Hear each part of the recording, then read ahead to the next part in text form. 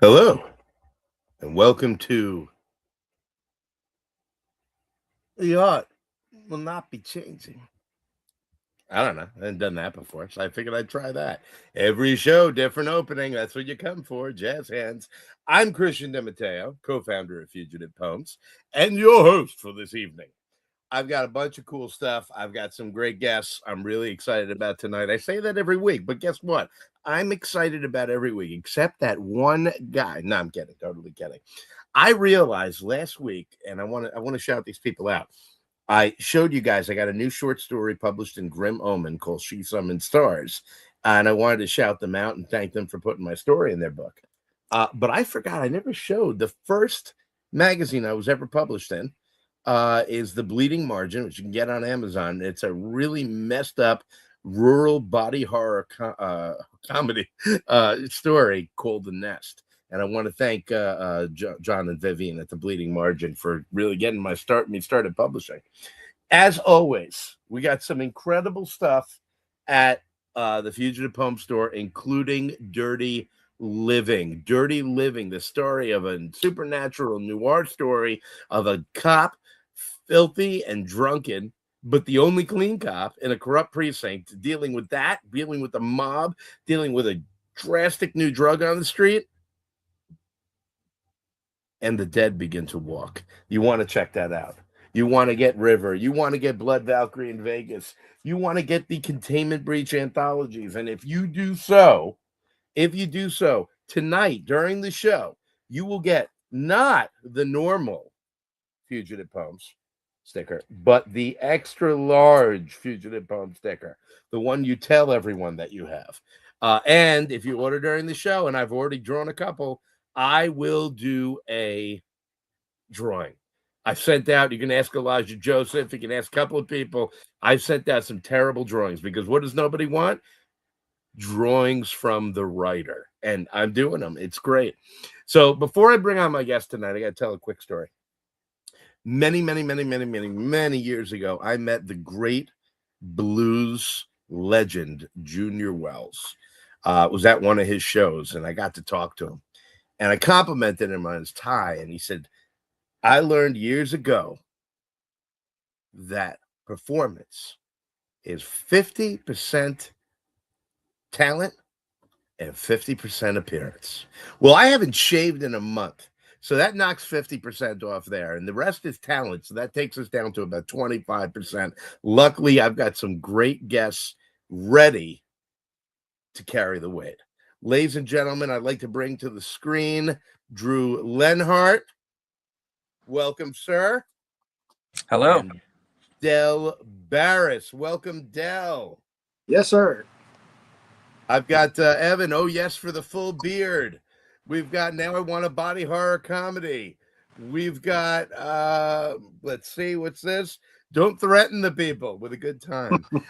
Folks, we got a bunch of people in the comments, and they're about to find out some really cool stuff. Drew, tell me about your company. What is Homebrewed Comics?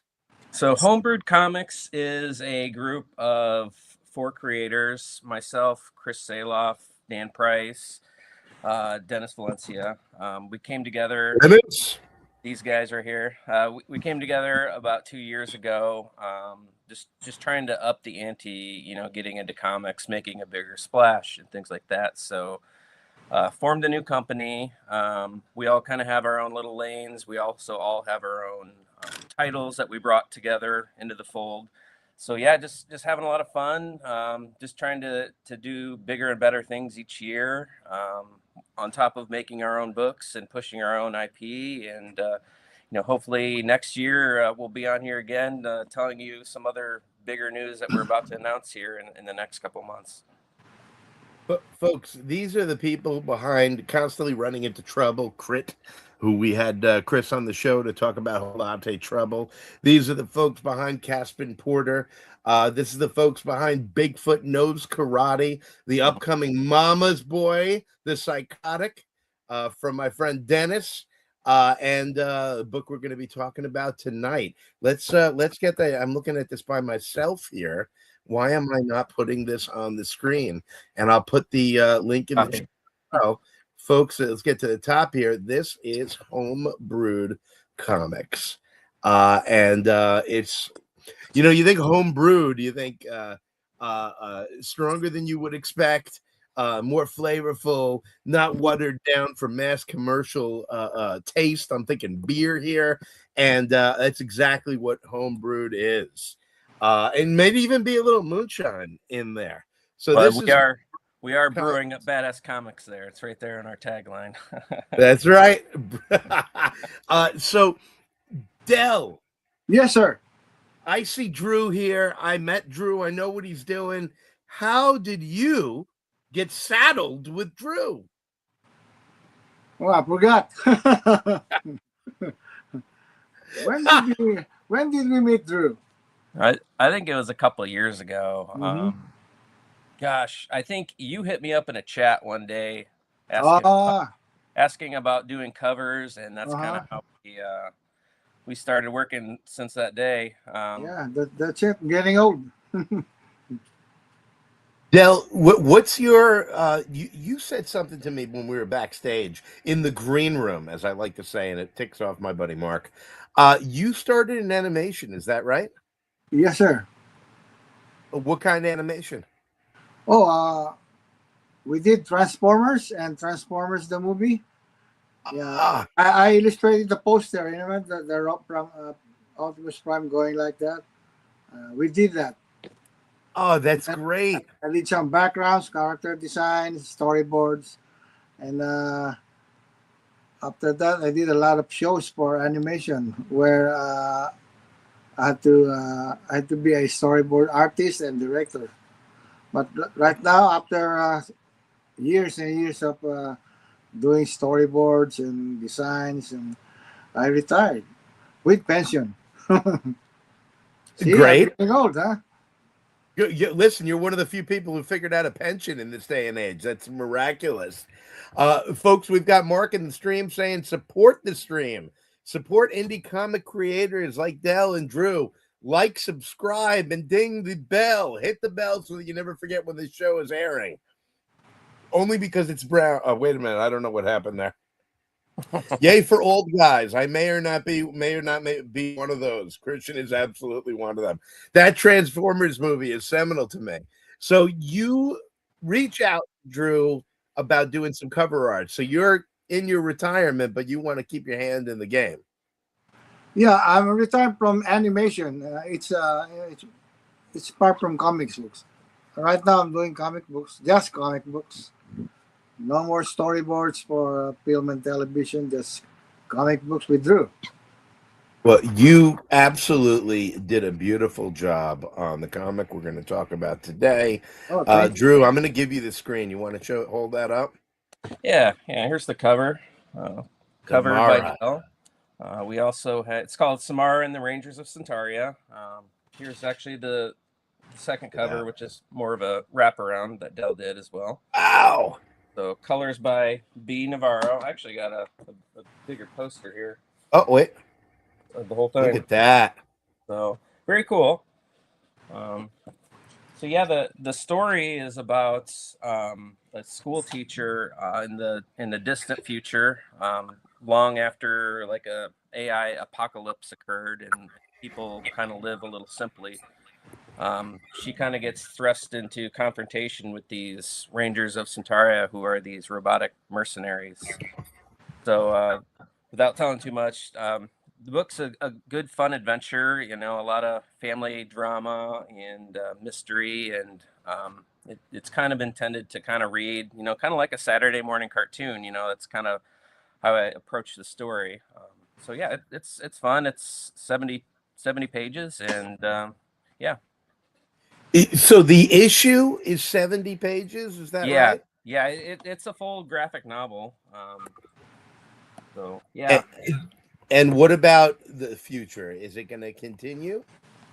Right now it's just a self-contained story. I haven't quite figured out how to continue it. Got some ideas, but yeah, it took a lot for Dell and I to get this book done. It took us a full 2 years to For complete 2 years.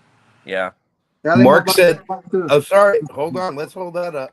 Let's take a look. Go ahead. Go ahead. Now, This is the one we're doing next. That's the second issue of this. that's awesome.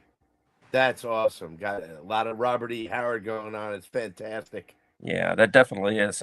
That's issue's got a really interesting story because Dell published that in the first issue in the 1980s, right? 89 or something See, like I'm old, huh? that. I was a little You kid don't. then You when don't that look book a came day out. over 30, Dale. So yeah, that was interesting because we basically republished it 2 years ago and did new covers for it. I spent a lot of time remastering the pages and relettering it, and then now wrote the script for issue 2, which is what Dell's working on. So it's kind of it's a fantasy sword and sorcery, like a Conan style This adventure. is so cool. I love that you. So this is a comic that came out in the 80s. Yes. Is that right? Did I get that right? And you're getting to work on it with Dell. We got a bunch of comments here. We've got Zowie. That's a 2-pager. We've got look at that sci-fi sexiness. And then Evan pointing out Drew said thrust, which has to have after it. And then there it is. he went Beavis and Oh, Butthead. thank you. Beautiful cover, Dell. I want to read this book. Then I want to read Drew's Wall. Yes, absolutely.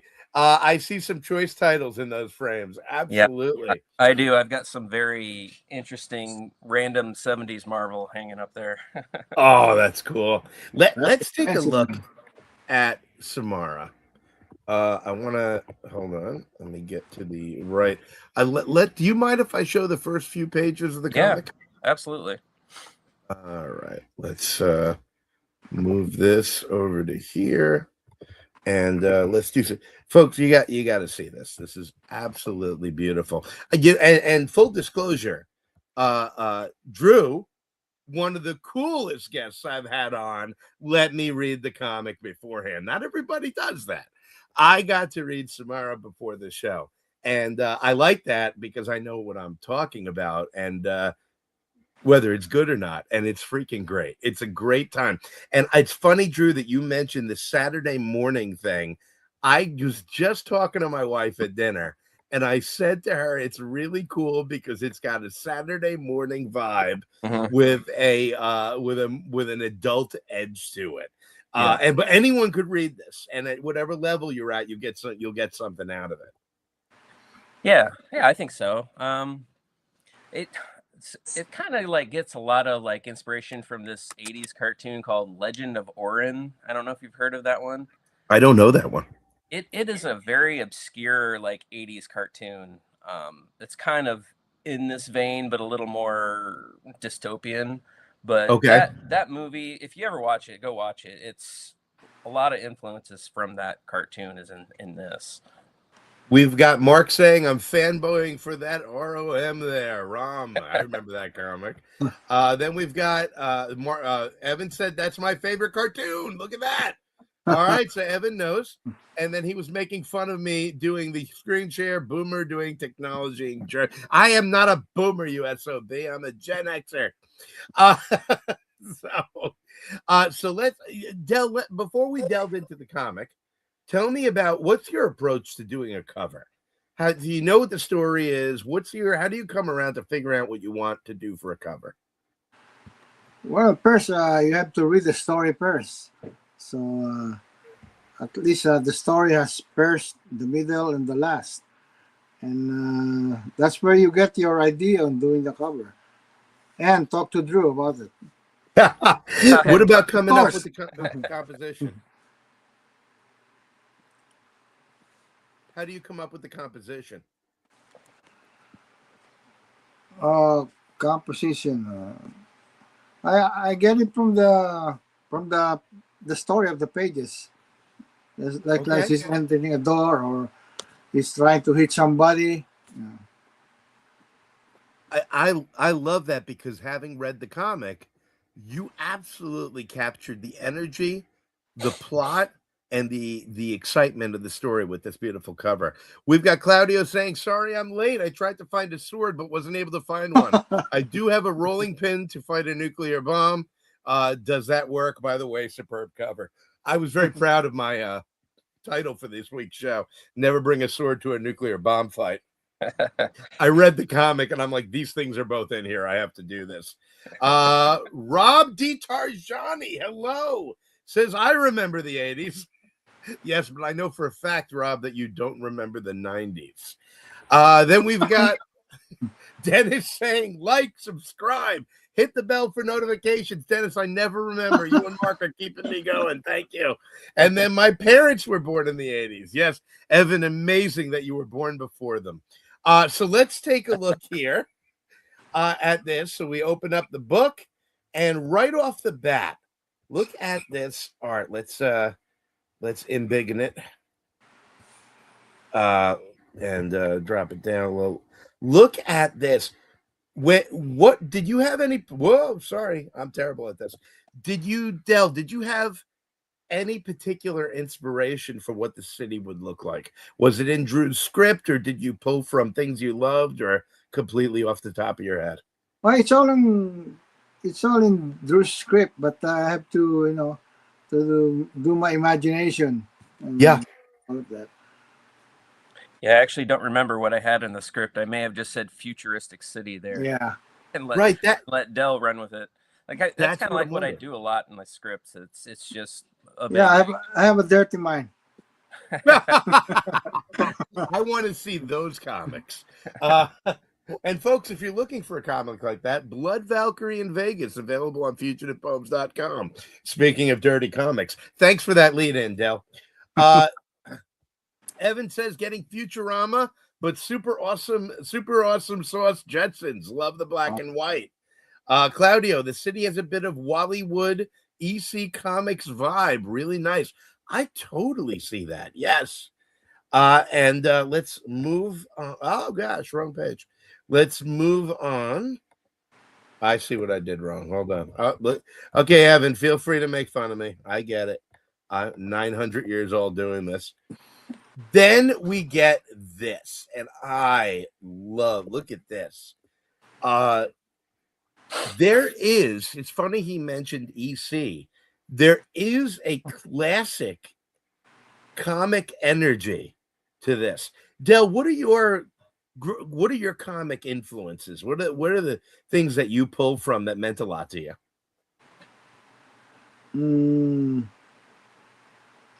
Marvel, DC. Okay. Were you into EC comics or the old horror comics or sci-fi comics from the 50s, 60s, and 70s? Well, I read some of the horror. That's my forte anyway. Horror, action. Oh man, I would love to see you do horror. I dig this. Gossip. Oh no, not gossip. This is great. I love this. And the story. You want to show like page 16? It should be. I think it's page 16. Are you? I wasn't sure I could go. Yeah. It's okay. Go ahead. There's like a full page. It's gonna be the next one. There. Right there. So that's a good one to show off. So this is the first reveal of one of the Rangers. Any influence? So, Drew, let me ask you: when you came up with this concept, what did you want? What was your imagination of these characters? Or robot, I was kind of going more Power Rangers types of things because I grew up with Power Rangers in the 90s and things like that. That was one of my interests. So I really kind of wanted, full robotic, yielding swords and all that kind of thing. Oh, that's cool. We've got Tom Minot saying big time EC vibe that keeps coming up. Heart the bots, they're fireballing. This is beautiful. And one of the things that I love about this, Del, is well, that butt. But also That's the butt.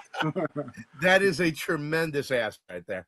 But, you really nail in this page that humanity versus something else. Just in the posing, in the sense of flesh and versus steel. It's a absolutely dynamic page. Live action Power Rangers were the best, Evan says. Rob DiTargiani, fantastic. I love it. This is great. So, Drew, let me ask you. You know what? While I do this, let me show this, folks. Here's how you get this damn thing, because that's what you want right now. This already had a campaign, but not Kickstarter. We're going to talk about that in a minute. But if you look at the Homebrewed Comics page right here, you can either get the physical standard for only $15 or the digital for $4.99. Let's take a look at the physical standard, because that's what you want. Because you want it physical, folks. Everyone wants it physical. We think about it all through our teen years and our adulthood as well. Getting it physical. So there you go. The link is in the chat, and you can order this. But let's talk a little bit. You have thrown over Kickstarter. What do you got going on? Joe DiTargiani says, let's get physical. You're a pig, Mr. De Matteo. Well, my wife is apparently in the chat. No. What did you do? You decided shockingly, irreverently, wrongly, cruelly, immorally not to go with Kickstarter. Why? Yeah. So typically at Homebrewed, we always launch a book on Kickstarter. We've been doing that at Homebrewed, even before Homebrewed. I've been doing it, for the past 9 years. But Chris Saloff and I, who's our co-publisher and president, we've always had this dream of having our own pre-order system. So that's essentially what we built.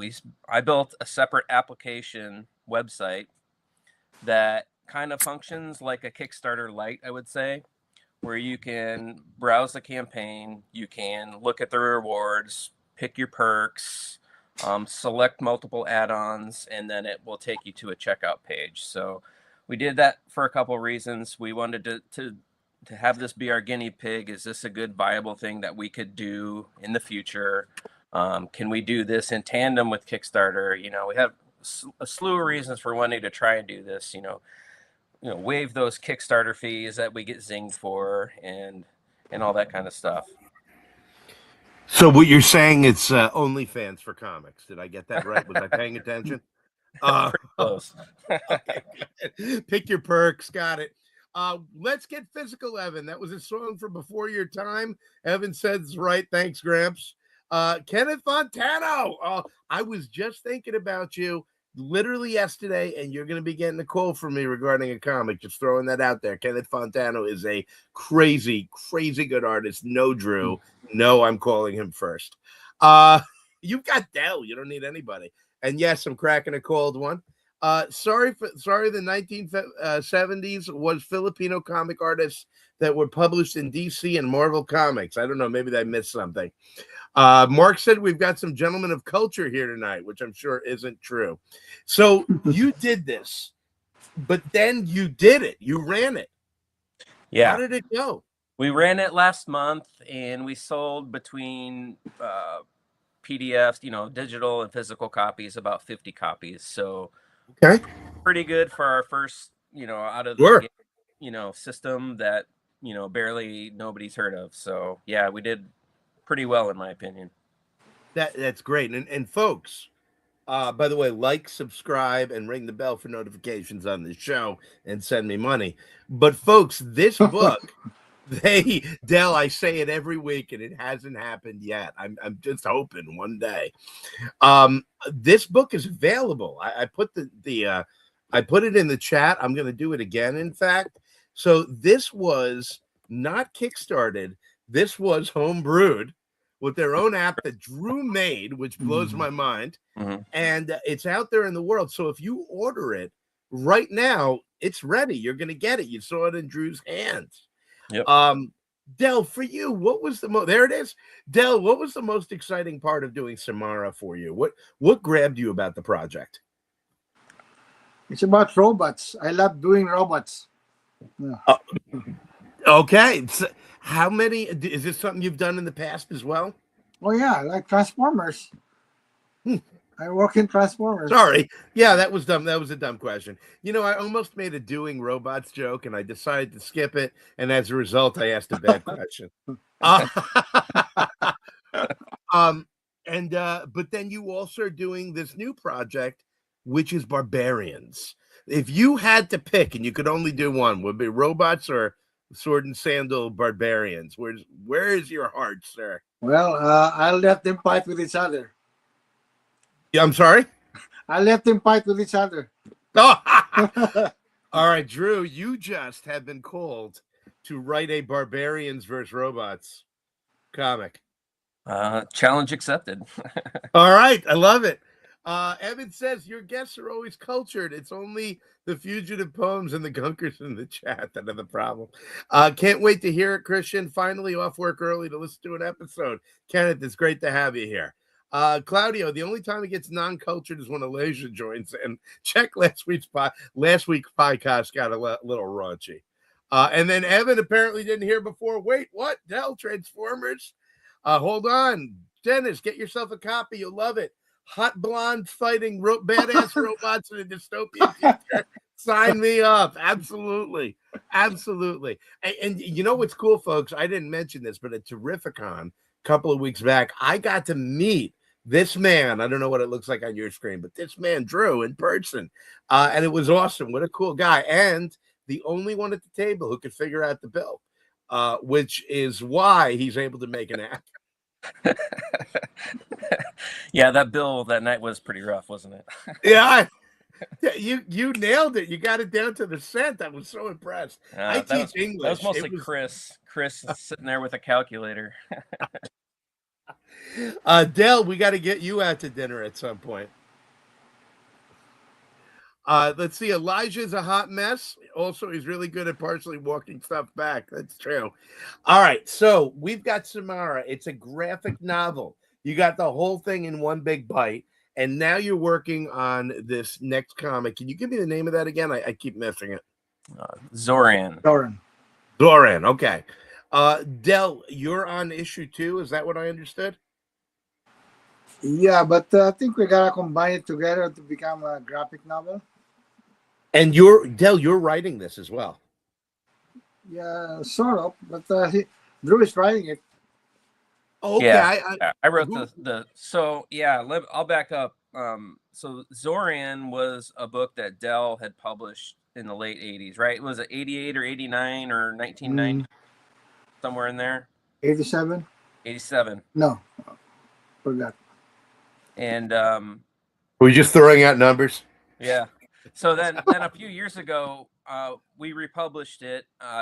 Published it with new covers, remastered the pages, relettered everything, and then so Zoran's kind of like your sword and sorcery Conan style book based on like a fictional world.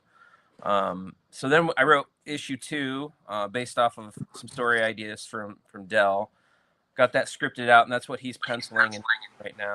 Is and at Homebrewed Comics, we're actually going to republish that first issue again, and then issue 2 as well in a Kickstarter campaign next year.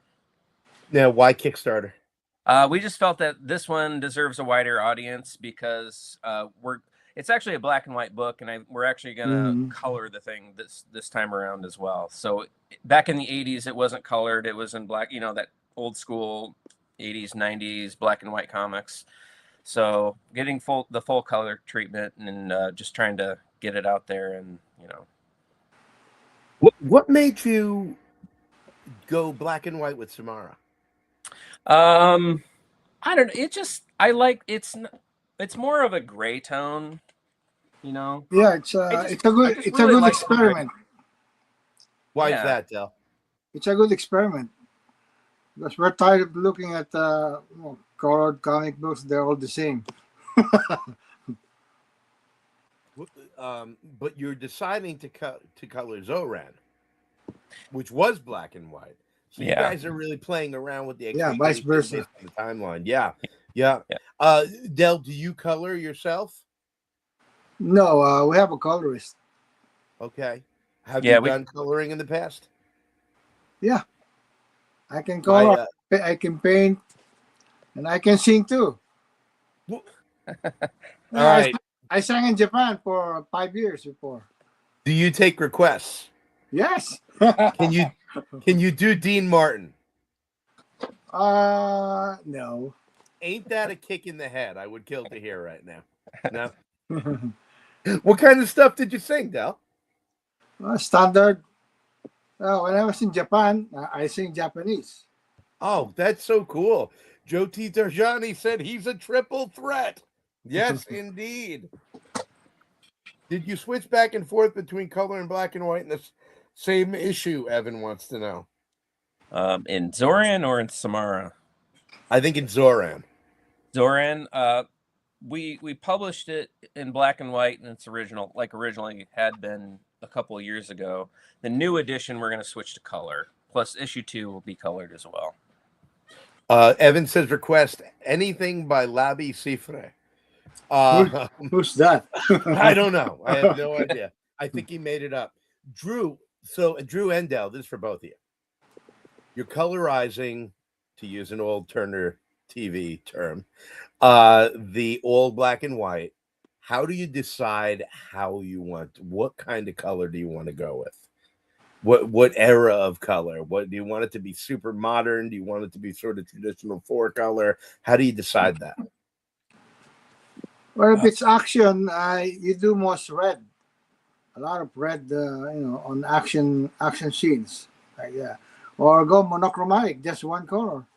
Yeah. Okay. Yeah, it's going to be a discussion, and I'm not sure where to land yet. I mean, I've kind of been teetering on like coloring it like an 80s or 90s comic, kind of the flatter coloring, Mm-hmm. or that's what I'm thinking. How do you decide?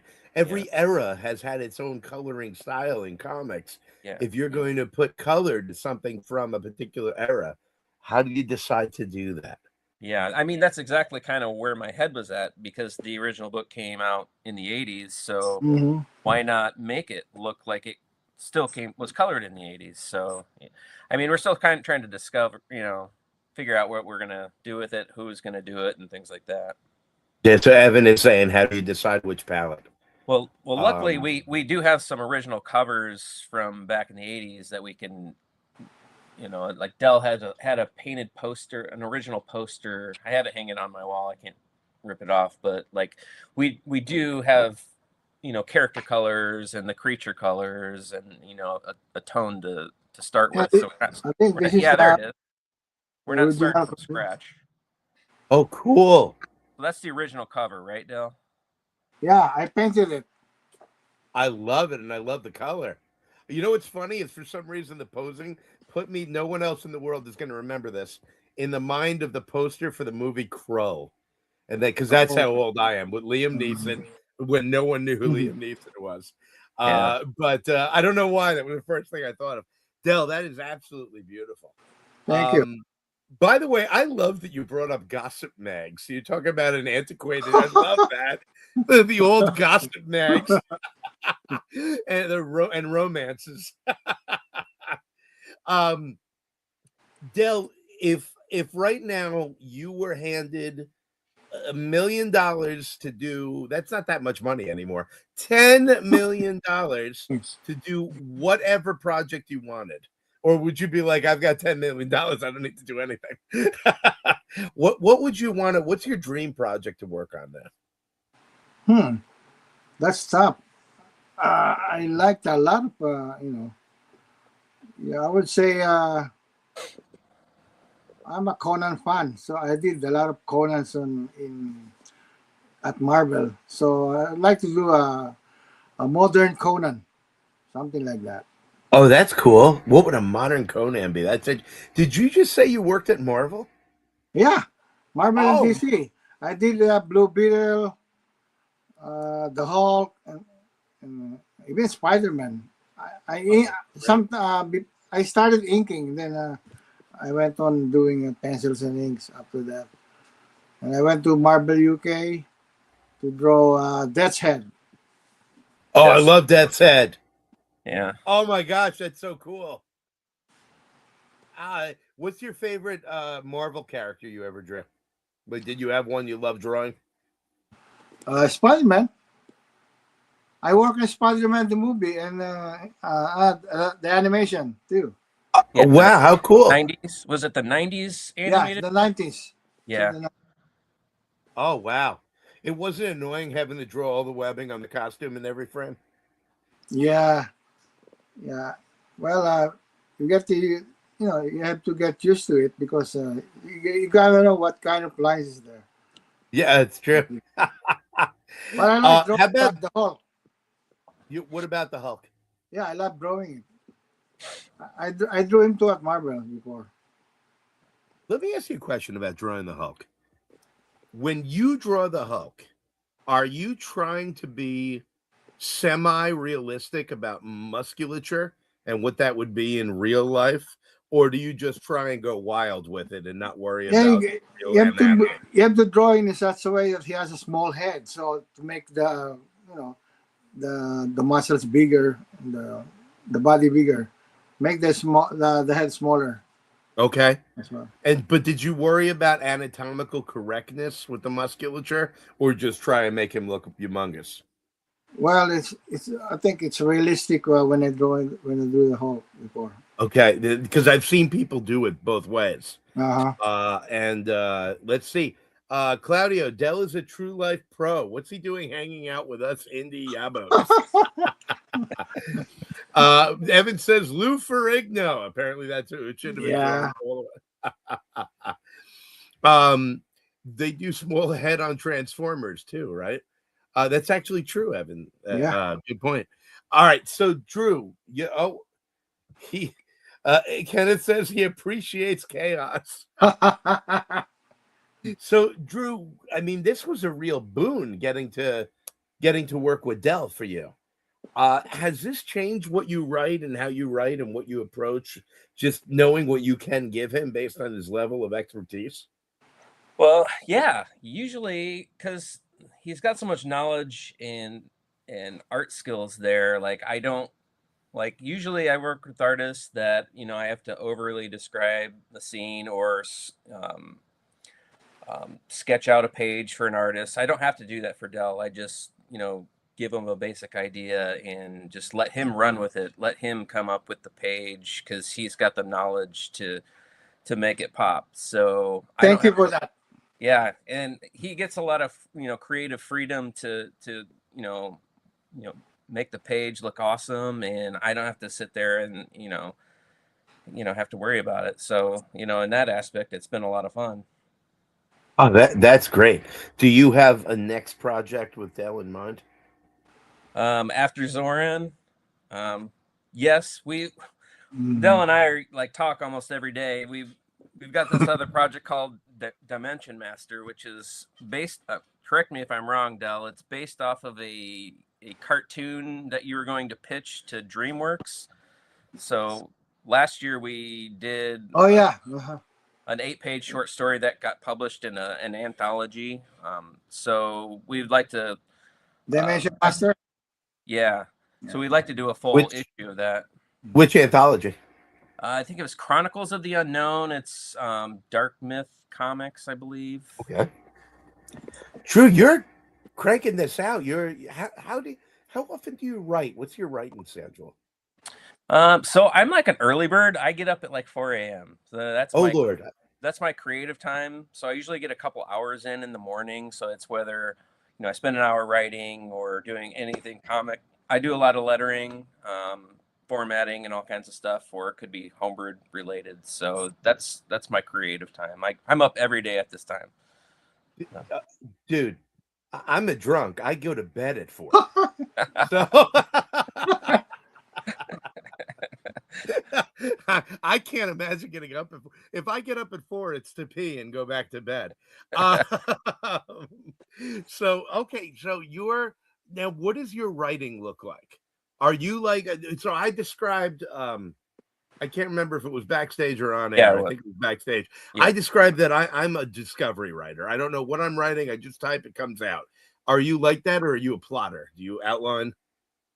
Sometimes I do a little bit of an outline, but like I seem to have this conversation everywhere, but like I like to know the ending of my story so that I can get the character to the end. Those are successful stories for me. I struggle on stories that I know how to start but don't know how to finish, and those are the ones I bang my head on the most. But yeah, if I know the ending, I can get it to the end pretty easily. It's amazing how different writers work. I cannot know what the end is until I get to it. The characters show me the way. I have no idea. Where's the link? It's time to buy, folks. Support these guys. Support us too. Like, subscribe, ring the bell. All right, fine. I'll put the link back in. What are you trying to keep me on track and professional, you son of a bitch? There we go. Where's the link? It's right here in the chat.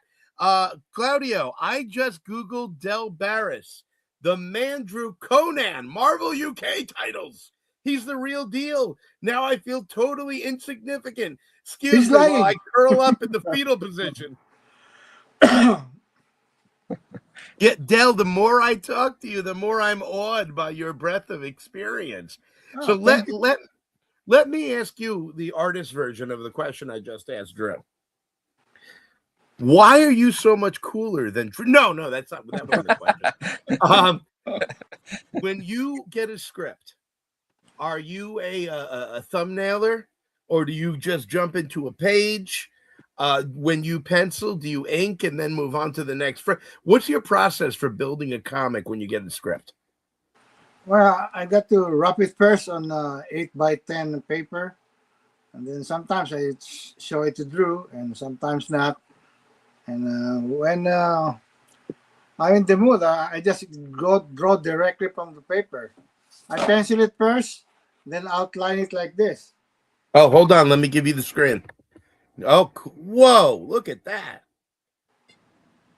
Holy crap. Absolutely beautiful, Del. Oh, wow. And what's that from? I ink it. What was that page from? It's from the next Soren. Okay. Wonderful. Looked like some sort of cult worship going on there. Yeah. Hold on. Oh, we got another page. Hold on. Yeah, I got some pages drawn and penciled and ink. Like I draw it like this first. Oh my gosh. What an incredible thing to say. Then second page. Wow. Then third page. Oh my gosh. Oh, I love it. Cool. And then the page with the dragon, Drew. There's the dragon. Oh my good. Oh, and I love that kind of dragon that's got that so far medieval feel. Kenneth just said, bruh, I quit. He's an artist. Those are gorgeous, Del, for serious, beautiful. The super talented ones are always the nicest. From my time in the fine arts, I learned that. Big compliment to both of you. Del, what made you reach out to Drew? How did you find Drew's incredible work? I think it was on Facebook. Huh? I think it was on Facebook, Del. Oh yeah. Yeah. Just connected over chat, I believe, and then amazing. We've been talking ever since. Yeah. Absolutely incredible. Claudio also quits. Another great artist. Dell, you're just knocking them out tonight. By tomorrow morning, when everyone's watching this, there will be 50% less artists in the world. Well, I told that to some of the people that likes to draw comics. I told them, don't draw. It's hard. Or if you draw, just keep on practicing. Well, Dell, That's the magic. That's not advice for all of us. When I started out, I wanted to be a comic book artist. And I discovered after trying and trying that I cannot draw. I can write, but I can only draw Teenage Mutant Ninja Turtles. I don't know why. It's the only thing I can draw. But otherwise, it's all stick figures that are terrible. So not everyone can do it. You are a special talent. Well, I was assistant to some of the most guys in the comic book, like Neil Adams. Yeah, I used to pencil with him, and I worked with his company, Continuity. Then I got to draw Flash Gordon in the newspapers with Dan Barry. And more of them. How did you break into the industry? What was your first gig? My first gig, well, I was doing comics in my country, the Philippines. So when I came here, I think if you know Romeo Tangal. Yeah. Yeah, he told me that and Nestor Redondo, the guy who did Swamp Thing and all that. They were in California, and I am in New York. So I met Romy Tangal. He's doing Teen Titans before, and said, let's go to California to do animation and then comic books. He introduced me to some of the editors at Marvel and DC.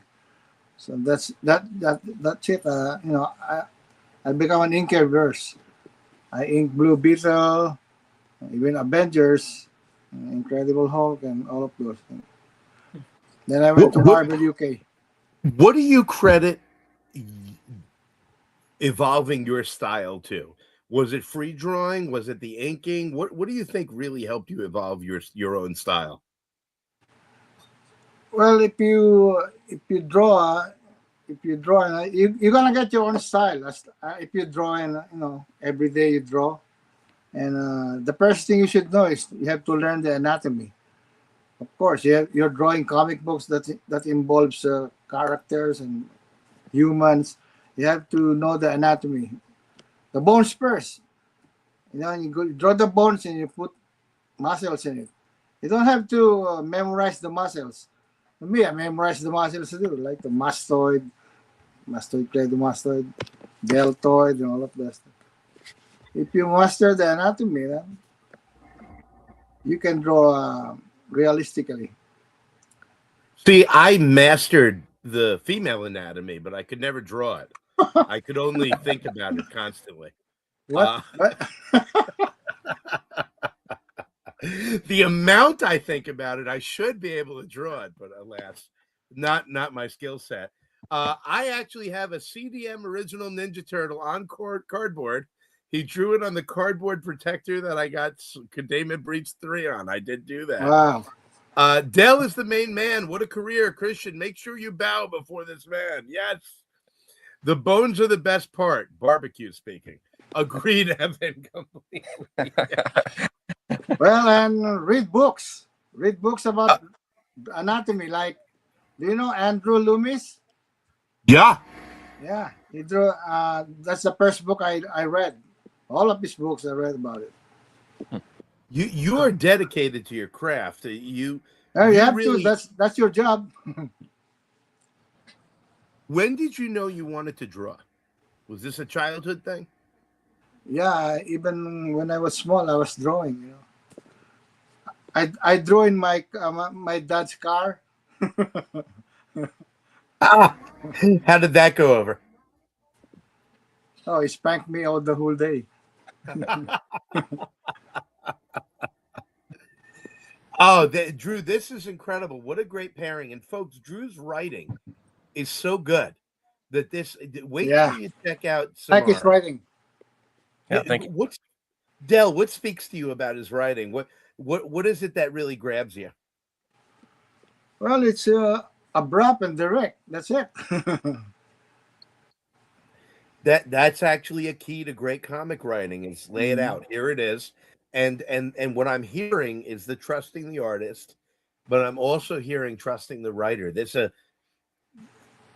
It's hard to get a good team together, to get It's two a team. people that gel. Right. And I'm seeing from you guys that you've got that. Yeah, I mean, we've been at it for a few years, and I think the longer we work together, it just gets better and better. That's why I'm looking forward to Zoran coming out next. Yeah, I hope to marry him someday. I will go online and get my officiate degree, and I'll marry you too. I'll take care of it. I'll get an internet certificate by the power vested in me. Ordained online. Yeah, by the power vested in me by a random website on the internet.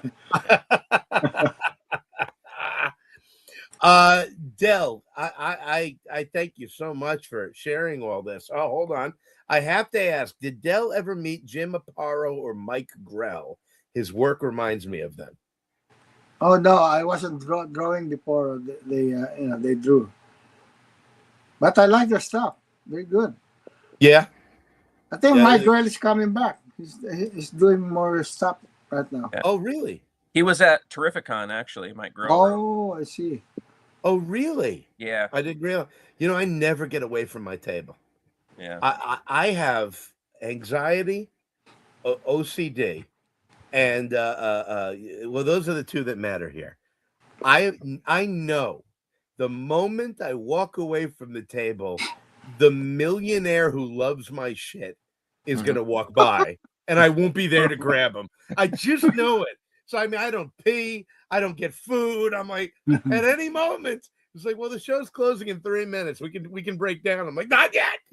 So I never meet anybody. I won't get away. You two met in the convention?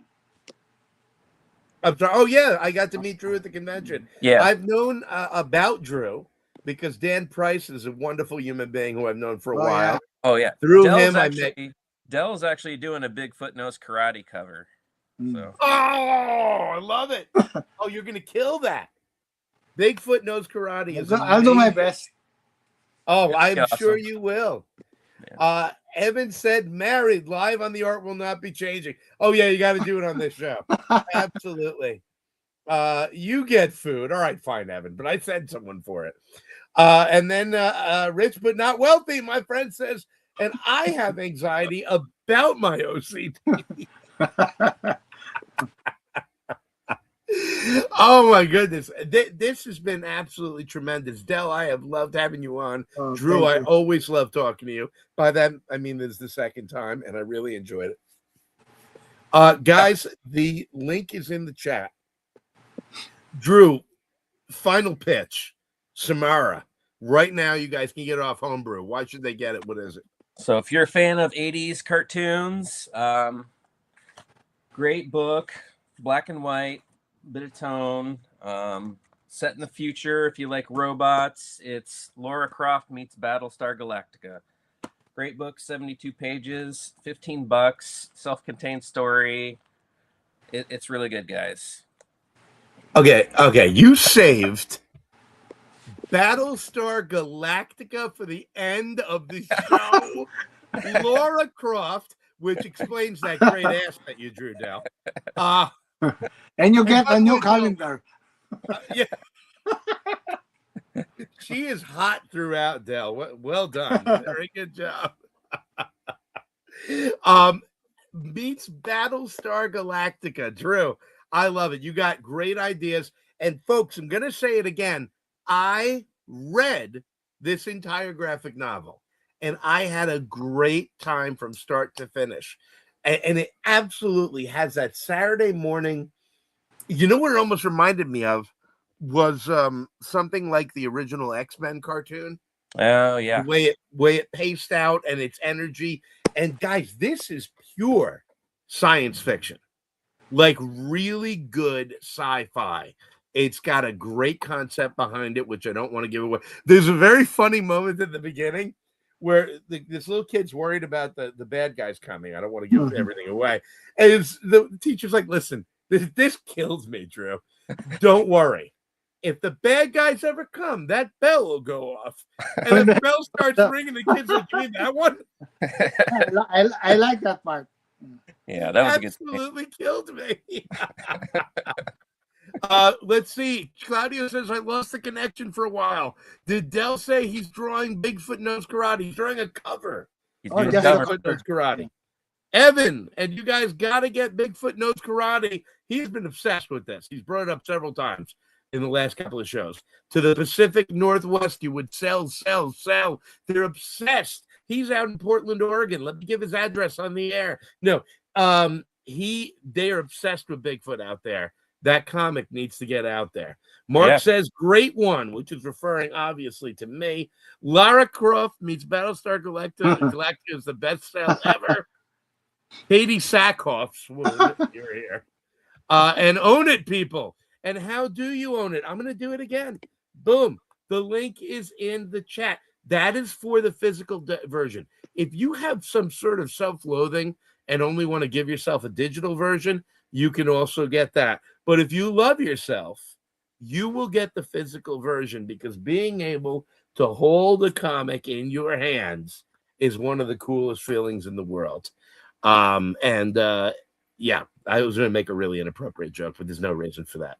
Really, it's that I didn't figure out the punchline. Otherwise, I would have said it. Drew, thank you for being here. Thank you. I love Homebrew Comics. You guys are doing really cool stuff, and I'm having a great time with everything I read.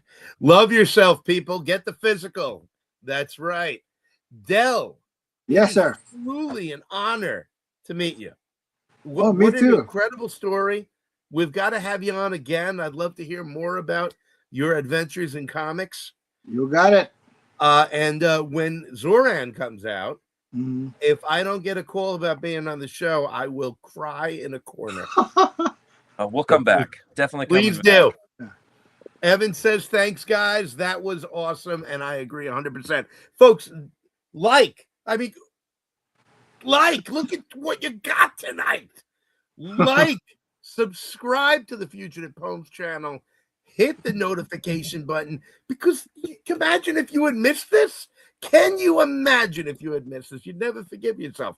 Just like if you don't get the physical edition of Samara at Homebrew Comics. Bravo, guys. Dan Price, the man himself. There he is. Oh, there he is. Bigfoot Knows Karate. Yeah. You got it. I need to, next time Dan's on, I've only talked to him about this privately. His previous comic work, he came up with some of the funniest characters. Oh my gosh. Oh my Lord. We're going to do more of that later next year. So you're definitely going to have to get Dan on for that one. Oh, no, dude. They're the funniest things. Claudio, it was a real pleasure to meet Del Barris, a true original. Absolutely. Del in honor, Drew in honor. Folks, this is the Fugitive Poems Show. The art will not be changing. I'm your host, Christian De Matteo. We are Fugitive Poems, and we make comics.